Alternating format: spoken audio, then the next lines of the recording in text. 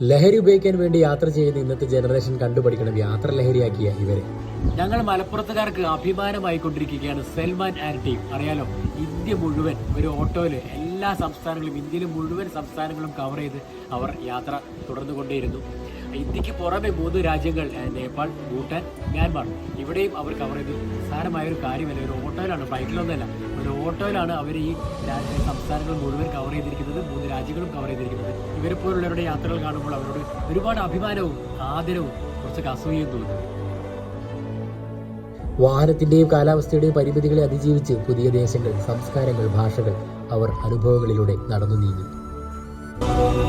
യാത്രകൾ, ഒരുപാട് യാത്രകൾ ചെയ്തിരുന്നു. travel a lot, but once in a while travel back to your roots.